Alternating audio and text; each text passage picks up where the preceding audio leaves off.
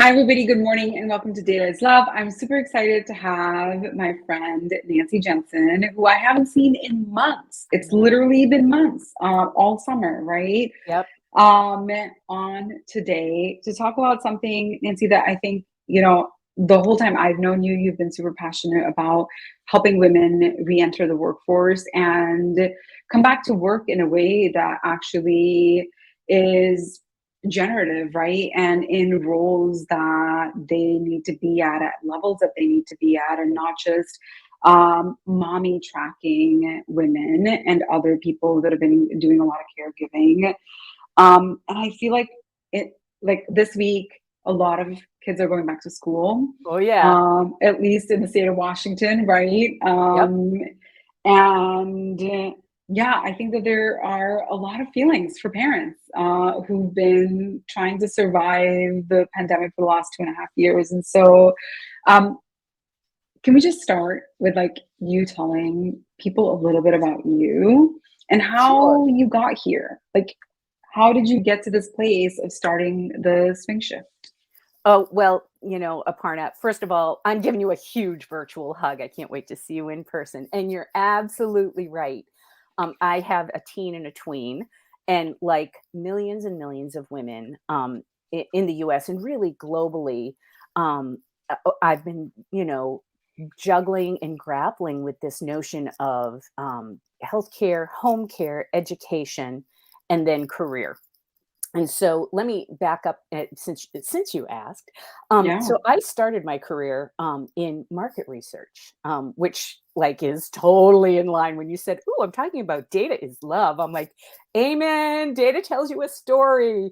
And so I started in market research at International Data Corporation. And so I opened businesses on the East Coast and the West Coast, and then came up and worked for Microsoft for 13 years as a product manager. And I worked on a whole bunch of products, which are basically, software plumbing, things like servers and operating systems and the software as a service. When my daughter, Elizabeth, who's now 16, um, was on her way, I stepped back and did consulting, taught at UW, took a job as an account director with Sterling Communications down in the Valley, which was super fun. And then about 6 years ago, Sarah Denwald, my business partner, and I were looking at this bigger challenge of women who have taken breaks. And it turns out a lot of working women take breaks. And I had taken a 5-year break for my youngest was, frankly, he was a bad sleeper and my parents were getting older. And so I had to deal with those things. Sarah was stepping back. Her youngest was an infant and she kind of wanted to do something different. And so we Mm. came up with the swing shift. And what started as a, twice a year in-person program has, blossomed into online assets. I have my prop, I've got a book. Yes. We have online courses. And so we really started the business from a data perspective. It would be from an anecdotal to a statistical focus, right? We kept hearing the Mm. same stories over and over and over again. And we said, there's got to be a systematic way to solve this problem. So you said from anecdotal to like grounded in data. Yeah. I remember, I think we met at a conference in 2018. That was the very first time we met at Yes. the Ladies Get Paid Yes. It conference, is get paid. right? Back Yeah. a long time ago at the Riveter. And at that time, I think it was you who might have shared that somewhere around 40 to 45% of women leave the workforce for a big chunk of time That's right. when they have kids, especially after having the second kid. And that was before the pandemic, That's right. right? This is before the pandemic. Oh, almost 50% of women are leaving the workforce, which is huge. It It is. is a lot of people. Yep. And since we've been in the pandemic, I think in 2020, we saw like mass exits of people, of all genders, but specifically, I feel like at the end of 2019, women were like really rising in their careers, at, That's right. like, you know, getting capital for starting businesses, like growing in, the C suite boardroom ranks. And then it was like, how Right. bad is it? um, it there's silver linings, but yep, there's some tough economic news there. I think if we could put, I sent a few slides over, or a few Yeah, graphics over. The number one thing with women is the issue of childcare, and so yeah, I've got a chart. There we go. What it really comes down to is, for women, do they have childcare when they're working? And you mentioned the idea of the second child. There's a Vanderbilt University study that shows that for most working women, the first child, they can swing it, right? mhm, It makes sense professionally and economically for them to go back to work. They can handle yeah, the cost of the childcare, but it's child number two, because childhood care is super expensive. Here expensive. in Washington State, it costs the same to send your kid to, to have, 40 hours a week of early childhood early childhood care as it does to send them to the University of Washington. Let that sink in for a minute. It's a college Wait, education I think you every need to year. say that again. So for early childhood care, it costs the same amount as it does for an in-state college education. It's 21,000, and it's probably more now. So early childhood care is super expensive, and you can see on this chart. The point of Yeah, this chart is that the U.S. is terrible. It yeah, only offers about $500, and even then to underserved communities. So that, we can take that chart down, but yeah.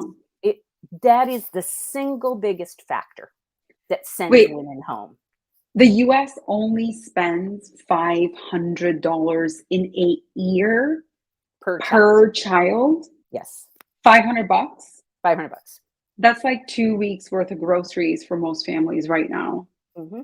Yeah, it's atrocious. And certainly there have been gains on a state by state basis for FMLA care, right? Family and medical leave care. Yeah, But the reality is that, if you have a young family, you're on your own. And so when you have two kids, you're looking at 25,000 a kid, or $50,000 a year, and it becomes prohibitively expensive. And so for many women, they make the decision to step back because, economically, how do you make that work? Now, there's some other data points that are pretty damaging. A third of women keep working even though it doesn't cover their expenses, because historically it's been really hard to get back in, right? So they keep working, like, at a cost deficit, because they're afraid they won't be able to get back in if they step back. I had These are no idea. That I didn't know that Oh women yeah, keep working even. LinkedIn did Yeah, a study on this. It was about 6 months ago now. And that's I mean, that's wild to me that, like, I know that I guess I've known theoretically that childcare is quite expensive, and I for Mhm. sure, like, my parent friends are always talking about, so I think lately what I've seen a lot of people share is, look, I'm paying the equivalent of a college tuition, but I'm still having to take care of my kid at home because every other week there's a COVID outbreak. Right. And so That's right. now I'm paying and I don't have the help. And I wonder, like, what is the new landscape of childcare for working parents in this, like, post COVID or continuing COVID era? And I would say it's continuing COVID. It's something that we're all getting used to living with. I Yeah, think it takes two forms. One, and I would say that this is an encouraging sign, more and more states, and it is run on a state by state basis, right. are instituting earlier childhood education. So having pre-K programs for 3 and 4-year-olds, right? And so what that does is that provides a level of child, that is Yeah, publicly funded, so that yeah. provides, yes, it provides education, but let's face it, for many of us, school was childcare, you know, um, Mhm. and that's, of course, not the primary reason children are sent to school, but certainly it is a factor, a huge factor Yeah, for working women. And when the pandemic hit, all of a sudden they were doing childcare, they were doing home care, they were having to oversee their children's education because it was all happening online. And so, it became untenable. And as we head back, yes, it's great. Children are getting back into the classrooms, and I'm speaking for myself, thrilled that my children are both going back in the classroom for a second year running, with or without Um, masks to be determined. However, there needs, there's a lot of contingency planning. I have a colleague who said, always have a strong plan B. Right? Yes, mm, send them to school, but you gotta have a back pocket plan, and that it's funny, before the pandemic, Sarah and I did this series for Motherly, and it was yeah. talking about coming back after a maternity break, and one of the things we said was, make sure to have a strong childcare plan and have a backup plan, and I would say the same is true now. And, of course, the cost becomes prohibitive, and so what has happened during the pandemic is about, I mean, I want to say 50 million people left their jobs or switched roles. We've all heard about the great recalibration. Well, most of those jobs are switchers. They've moved to something new. But there's still about Mhm. 5 million women who have stepped back that haven't returned. And that's, yeah, 5 5 million. million. Yeah, That's 5 just in the million. United States. That's That's not, just in like, the a US. global number, that's just in the US. Yeah. Now, globally, the return has been more forgiving because of the childcare issues, right? They have better coverage, and so for women who are looking to go back, it's not as damaging time wise, energy wise, finance Mhm. wise for them to go. Um, the other thing, and I actually think this is fascinating. There's this trend of the quiet quit, and it's a misnomer because it's not about quiet Yeah. quitting. It's about saying, oh, you've contracted with me to work from 9 to 5, and I'm going to work during those times, but then I'm out. And it's a rejection of this overarching, hustle culture where people are Yeah. saying, yes, I will work. And then I got other things to do.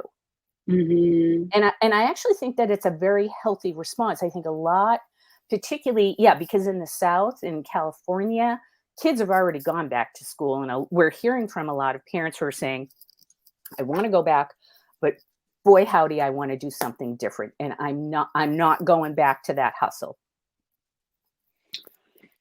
Yeah, I mean, I feel like when we met, I was like kind of like at the peak of my own hustle Yes. life, Hmm.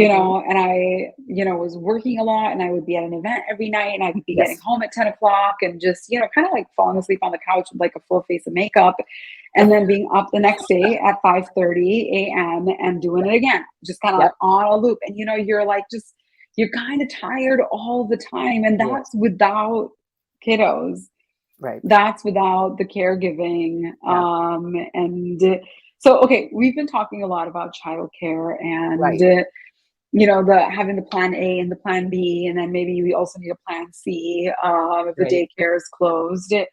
And that's putting a lot of responsibility, I think, on the parents, right? And I think in Absolutely. particular, I think we just have to say it's putting responsibility on women specifically, Oh, yeah. because even and this is something that, I've heard Amy Nelson talk about at nauseum, is it as women start to make more money, somehow they're still doing the majority of the household Oh, project yeah. management, right? And Yep. even in families where the woman is the breadwinner, she's also like the household COO, Oh, yeah.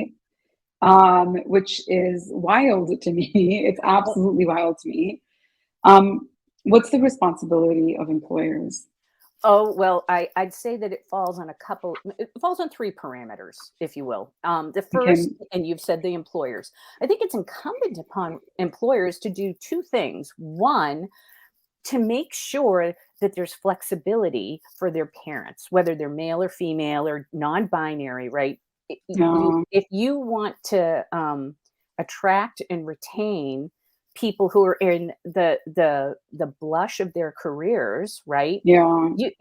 I mean, and this is showed up in study after study after study, accommodating that flexibility so that they can pursue their careers and be productive and Yeah. hang out at home, that employers need to accommodate that. There's a huge I was just reading this morning.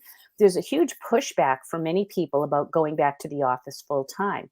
And at least at the parental level, a great deal of that Mhm. is it's a productivity issue, right? They're saying, look, I read an article where one woman is saying, I can, I can go online and say I'm away from the keyboard at 4 o'clock, do the Mhm. homework, get the dinner going, and then come back and finish up.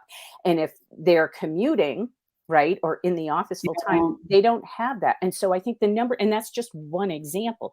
I think companies need to accommodate this new flexibility. And the reality is, in the current labor market, workers have a Mm. great deal of power and they're not just going to automatically go back. And I think that this autocratic, authoritarian, you must be in the office is not meeting with success. There's been significant pushback. And so Yeah. I think the good thing is that many, many, many workers are saying, no, I'm not going to do that. I'll go in 2 or 3 days a week, but you need to give me this flexibility. So at the corporate level, thinking more holistically about the flexibility that you can accommodate and what's a productivity measure. I think there's a lot of discussion around there, but there isn't a lot of data around that. And Mhm. it's very controversial too, like doing online tracking. Woo, that gets sticky. So that I would say that's the number one thing. From a governmental level, the other thing is, oh my gosh, we need to get better support for working families, right? Yeah. And that's everything from family and medical leave to better childcare supports, right? And that's Mhm. at both the state and federal level. And so this is advocacy, right? Advocacy and then getting legislation passed. And Yeah. that's going to help. And then at the individual level, for at it, and this has been very interesting. Hiring managers and recruiters right now are more Mm. friendly to people who've taken breaks because they've seen what's happened. But Yeah. people, they've seen like what's happening. People they're working, they're making dinner, they're educating, they're cleaning, and they're seeing it all on camera. Um, but there's a lot of friendliness to rehire right now. So there's Mhm. fewer the in the short term, there seems to be fewer barriers, but people's memories are short. And my concern is that 3, 6, 12 months from now, that's all going to go away. And so that this resistance to, oh, well, you took a break. Well, you can't possibly be appropriate for this job is going to come back. Yeah. So, the short term has good news, right? So for people who have taken breaks, when you say, yep, I took a break in part due to the COVID-19 pandemic, you get a buy. That's great, Mhm. that's great. And so people can use that to their advantage. And then we'll see what happens longer term. I mean, we're tracking this very carefully. I don't say I have an answer, but right now there seems to be some forgiveness for this. Yeah, I this is something that I've been wondering as well, because we're definitely, I think that the public conversation seems to still be, of course, flexibility is important, and we'll honor flexibility, or we'll continue to be remote friendly. I'm hearing that. I'm Right. definitely hearing a lot of people say no to hustle culture, and at the same time, I mean, I'm seeing people come back to the, 6 a.m. meetings, the 7 a.m. meetings. Right. I have those on my calendar right Yep. now, this week. Yep. I Yep. have 6 a.m. meetings this Yeah. week. It's the last week of the summer, and or requests for later in the day meetings. And so I think that I'm definitely watching, like, the talking out of the both sides happening, Yeah. where the public conversation is, of course, we care about you, and we want to, give you the grace and ramp up gently, and can you get it done now? Right, right. And that I think, we talk a lot about this with the swing shift. One of the benefits of making a shift, whether it's coming back after a break or like, I mean, millions of people are doing this right now. They're saying, you know what? I learned a lot during this pandemic break and I'm going to Yeah. do something different. It's setting boundaries. And you can set boundaries in a very professional way. I also think Yeah. Shonda Rhimes, right, who's the showrunner for like all of the awesome shows, Bridgerton, close to my heart. But she's like, I am not going to answer email after 7. right? And Yeah, you shouldn't either, right? that's right. I would say this falls at 2 parameters that if you're in a management role, you need to model the behavior, Mhm. right? Be who you want your reports to be too, right? Model that Mhm. behavior. Don't demand the Yeah. middle of the night reply, the 6 a.m. morning meeting. And from an employee perspective, as you're coming back in and you're interviewing, you get a job offer, you set the boundaries up front where someone will say, well, we have an all hands at 8 a.m. Well, if you have kids, that's a no-go, right? Because you're getting Mhm. them out the door. Well, rather than saying, I can't do that because that doesn't set you up well, just say, would 7 a.m. work better? Or would 9 a.m. work better? It's okay, but it's like any negotiation. When they're making you the offer and you're coming to terms about Mhm. things, that's the time to have the conversation and say, "Well, how about this?" or "How about that?" And is a little bit of self-advocacy. I mean, it would be great to say, "Oh, well, they should just do that." Yeah, they should. But it's kind of like all of the millions of people who are pushing back to Mhm. going back in the office. You can say, this will work for me, and this is how this would be great, right? And I would take Mhm. like a positive presumptive close on that. Positive presumptive close on that. Okay, Yeah, I like that. So I wanna hear from you about, in the line of setting the boundaries up front. Like, what sure. is your advice for folks that are yeah, folks that are getting new jobs, and a lot of people are getting right, fall Yeah, is like mega hiring season, it sure is. despite the layoffs that are happening in tech, right? And primarily PE funded companies. Sure. Um, yeah, what should we do? I mean, how are we setting those boundaries, and for what things without getting fired? I think Oh, that's yeah. right. Right, right. And well, it falls into 2 camps. One, if you're currently in a role where you need some recalibration, Okay. I strongly recommend taking the time to sit down and make a list of what's important. What's the most important thing to you?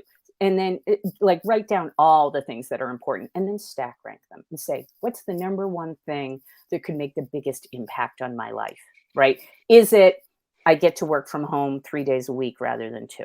Is it that I go offline at 4? Whatever that is, and then talk to your Mhm. management about that and say, "I will be more productive if I can do this because I have these other responsibilities," right?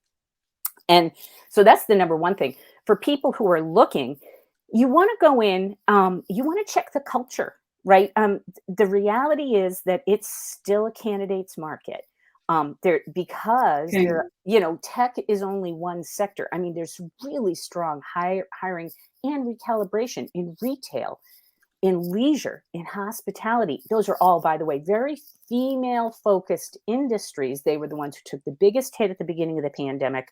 And they're also the ones that are doing aggressive hiring now, right? Yeah. And so this is your time to, again, think proactively about what's the most important thing to me. And Mhm. you can't be hard line, right? If you go in and an employer says to you, listen, we need you in here at least 3 days a week and you only want to go in 2 days a week, you can give on that. But you can also say, okay, after I've gone through my probationary period or after 6 months or after 12 months, I would like to revisit this and put it as part of your formal Mm. assessment, right? And that it's really important to know for yourself what the negotiable and the non-negotiables are. So that but whether you're working now or whether you're looking to go back, you need to have those things. Do you lead with them when you're interviewing? Heck no. You go in and you say, "Hey, here's what I've been on break because of the pandemic. Here's what I'm great at. I would love to bring these skills to bear for you. Let's talk." I love that. The idea that we can revisit something and it sounds like have it Yeah. in writing so the manager is not like, oh, we never talked about it, right? Where you're like, Mhm. look, this was in my onboarding document that we would Sure. revisit something at a 30, 60, 90 day. Okay. Yep. We're talking a lot. I mean, I think we're talking a lot about like what women can do to manage their home plans, childcare plans, Right. how they negotiate this how do they negotiate for the things that they want when they start a job and also when they're going to recalibrate Right. what about the other gender? What about the managers? Because this is a part of me that as I'm listening to this, I'm like, we are putting so much on women Yes. specifically and parents generally, but I think still really more women than not to be the ones that are advocating for themselves, that are constantly Right. having to negotiate and renegotiate the terms of their employment. But like Right. kids, I mean, they have often, not always, but they often have a second parent. Right.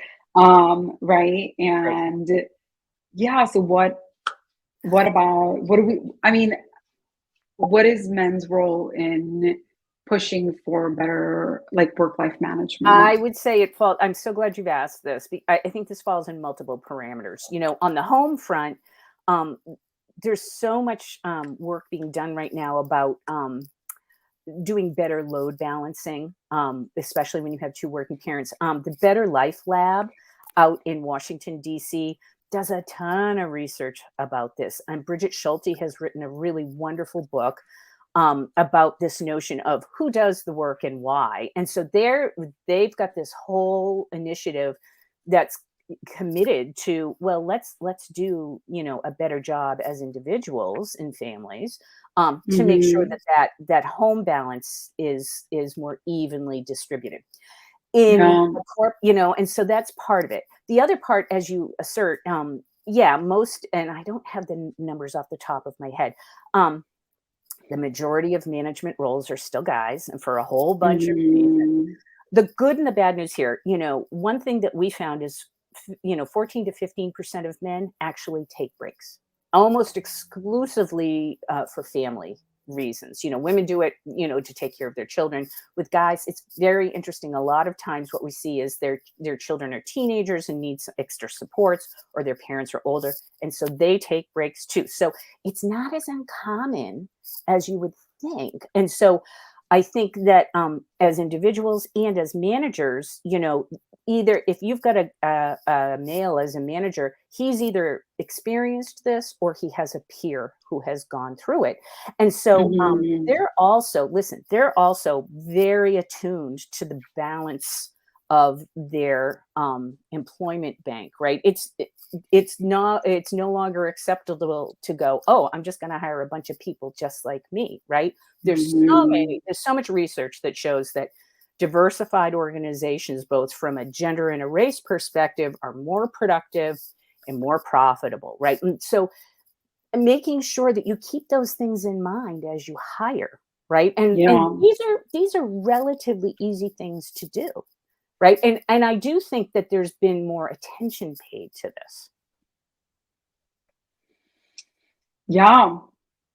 Yeah. Well, I think that there's certainly a generation of women, and we're talking about kind of a very heteronormative setup with Sure, men yeah. and women right now, but I definitely see there's a generation of people that are in their teens and 20s now that are fighting for more equitable partnerships in a home. And Yeah. I see that spilling over to how they are colleagues at work. Yeah. And it's pretty cool, because It I is. don't think that you could be a super supportive peer at work, or be a super supportive peer in the home to your partner, your spouse, and for it to not bleed over in other aspects of your life, right?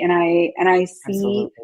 I definitely see my coworkers that are helping with like the work life management Yeah. everywhere.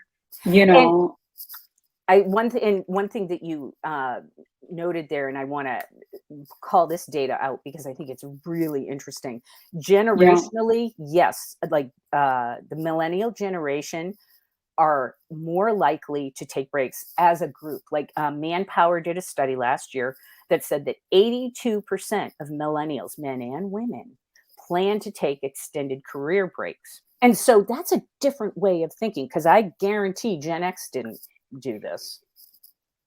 Well, I mean, I Ray, think that yeah, there's just so much terror, right? yes. Like, what are all of the ways in which I can be denied a promotion or Hmm. and it's so interesting when you say 82% of millennials plan on taking an Right, extended career break because my partner is going back to work today after a 3-month sabbatical. right, And he is an older millennial. He took yeah, 3 months off the summer to like care for his mental health and right. just take a pause, take a breather. Yeah. And there's more and more. I think that the good news, if you want to look at it that way, is there's more and more openness to this, right? And it's a combination of um, this generation watching how their parents have recalibrated this, and then really taking the ball and running with it. I mean, the fact that 4/5 of millennials, I mean, and think about that, that's huge, are saying, "Yep, I'm Hmm. gonna take some kind of break and I'll work a longer stretch of time to make Yeah. up for that." I think that's a more normal, way to work, right? And I just think that after this, extended rush of, "Oh, I'm gonna do a startup, I'm gonna hustle, I'm gonna throw myself at my job," and speaking as someone who's done that and multiple times and certainly met Hmm. with economic and professional success, but it doesn't always fulfill these other parts of your life. And I think what's happening is people are rebalancing what these things look like, right? You can't just quit your job and eat celery in the backyard, you know. But Who are these people that are eating celery and are they rabbits? no, I know. I mean, nobody's doing that, right? But what they are saying is, what is it that I need to do that's going to pay my bills and be fulfilling professionally, but it's also going to leave time for example, going on a 3-month sabbatical, right? Taking an Hmm. extended camping trip in the San Juans, for example. Those are I important. mean, Those are important things, and they're just as important as being productive professionally, right? It's more of a whole life approach. And yeah. I think that generationally, there's a lot more openness to this, and that it will end up being better for the organizations that they work for, whether they're a small business or a huge corporation. Yeah. Yep. So I have definitely for years been really fascinated about productivity. And then I have one last question before we close out for the morning. That the average worker only has roughly 3 hours of productive, like they're only doing about 3 hours of productive work in a day. The rest of it is a lot of filler. It's sitting in on meetings that you don't need to be at. It's, chatting with a colleague, catching up with somebody, reading some news. Hmm. When you really break it down, this is not true of like, retail employees or manufacturing that are on their feet and on the floor for a lot longer, closer to 6 hours a day out of an 8-hour Right. workday. But certainly for people with office jobs, it's actually a lot lower than we think it is, and it's still higher than what it was 50 years ago. And so Right. I think partly there's a case to be made that like we have gotten a lot more productive, but our wages have not. And Right. so let's create a little bit more spaciousness in our home lives. Okay, so my last question is, what about the people that don't have kids? How do we show up as supportive colleagues? And not by grumbling about having to take on extra work because Right. our, coworker is taking paid leave or they have, I don't know, a whole universe of responsibilities that certainly I don't have. Sure. How do we show up? How do we show up well for our Right. colleagues that are caregivers? And I'm so glad you've asked it, Aparna, because I was that person for a long time. Yeah. And I think that the best way you can show up is certainly not to take on extra workload. And I don't think anybody who has a family of kids Mm. is saying, "Oh, could I offload X, Y, and Z to my with my colleagues that don't have kids, right, or have kids that are grown." I don't think that that's where you can best support. What you can, as a peer, as a manager, as a partner, the best thing you can do is, when appropriate, to be able to accommodate that flexibility. So that if you've got a peer who's saying, "Yes, I can do the 6 a.m. meeting, I have to do it from home." Yes, I Mhm. can do that meeting and I'm going to be on mute, right? Yes, I can do that meeting and it would be so much more productive at 8:30, right? And so I think accommodating with some flexibility, right? Because when you are there, are in charge of your own schedule, you don't have to think about these other levers that go up and down.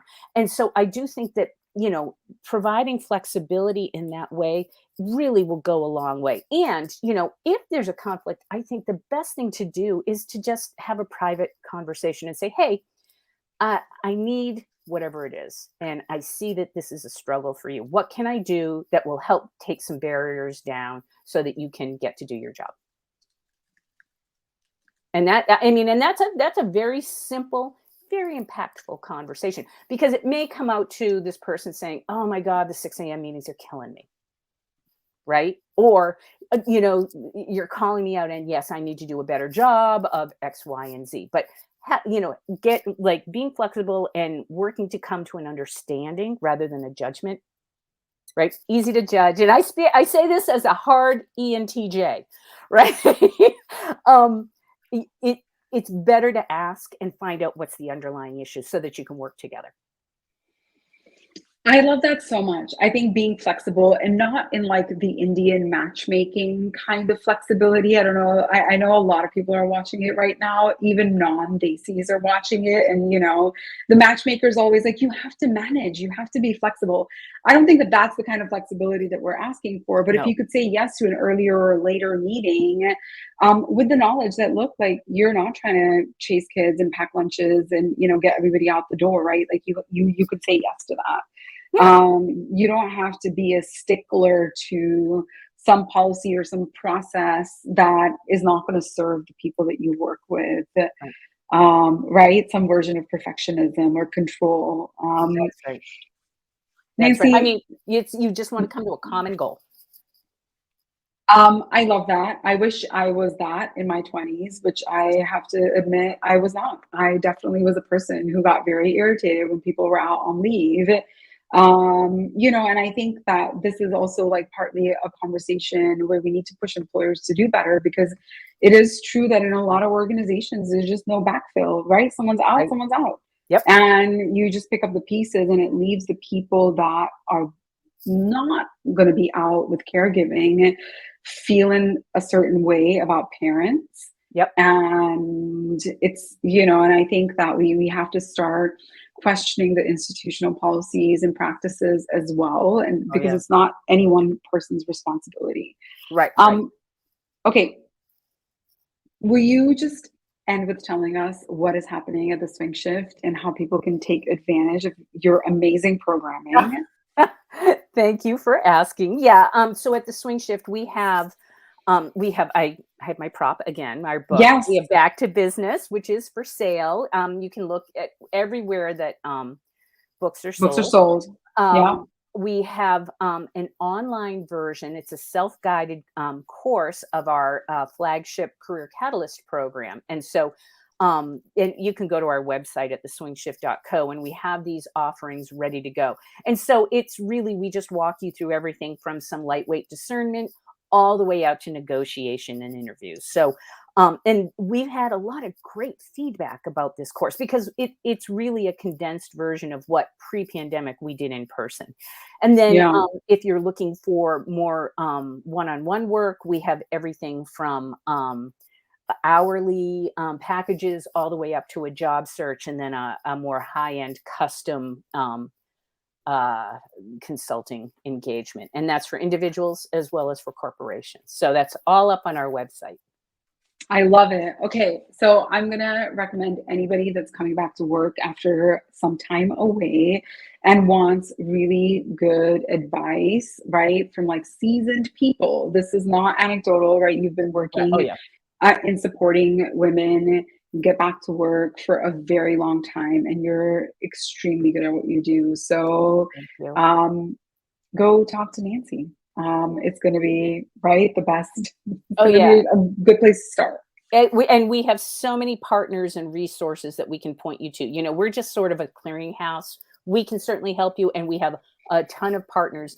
including moving beyond, that Yeah. we'd love to point you in the right direction. So thank you so. It's so nice to see you. So nice to see you. Thank you for doing what you do. I know it truly is a labor of love. And have a great week, everybody else. I know it's like the last week of the summer. We're all trying to take it easy this week because, there's like the flood is coming The next week. fall No, is, no pun intended. The fall is here, yeah, right? We are all truly back to business on Tuesday. So yeah. thank you. Have a great day. Thank you, Bye, Aparna. everyone. Bye.